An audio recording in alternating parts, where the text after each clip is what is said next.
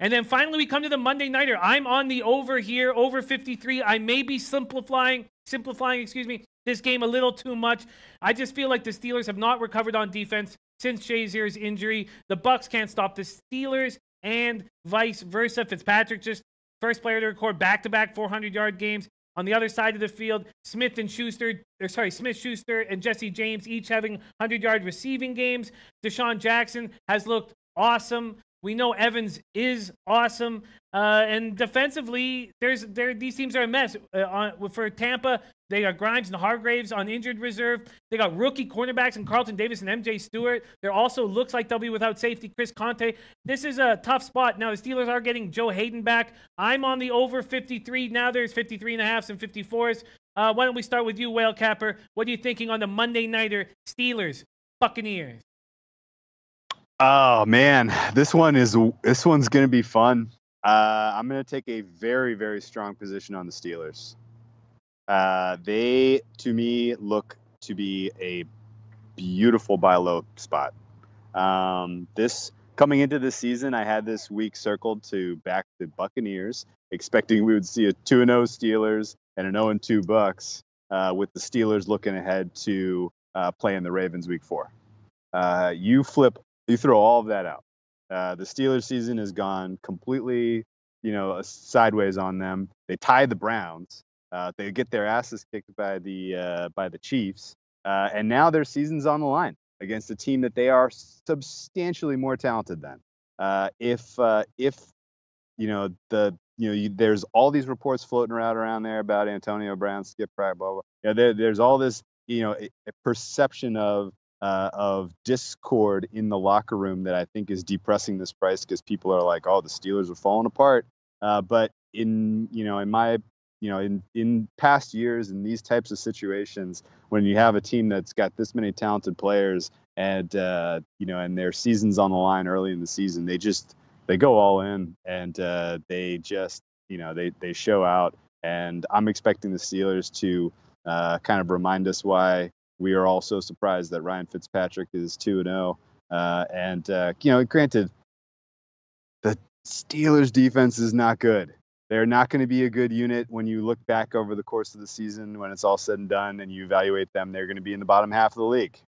But they have pride and they got embarrassed against Patrick Mahomes and the Chiefs last week at home. I think they play with some pride in this spot. I think you get some turnovers with Fitzmagic.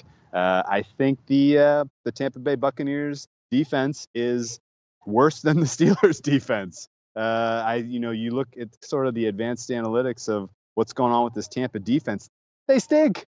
That you put up elite playmakers like Antonio Brown and Smith-Schuster against a team that can't defend the ball, and you're going to get 35-ish points for the Steelers in this one. So if the defense is proud, if they show up and play a complete game, if they can keep Tampa under like 20, then give me the Steelers minus 2.5 at plus money, minus 6.5 at plus money, minus 9.5 at plus money. I'm going to go kind of tiered betting strategy, going, laying the points here, expecting the Steelers to kind of have a dominant performance on Monday Night Football.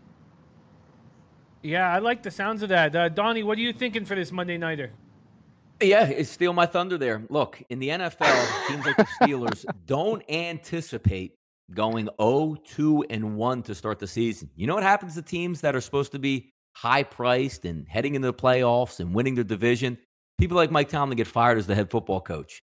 People like Ben Roethlisberger get extra scrutiny. People really get angry at Le'Veon Bell. Now he's not. Why am I coming back to this team? We're not even going to make the playoffs. Antonio Brown's going to be more active on Instagram than ever if they lose this game, which is why they're not going to lose this game. Now, look, if you equate this, I used it earlier in the a couple shows today.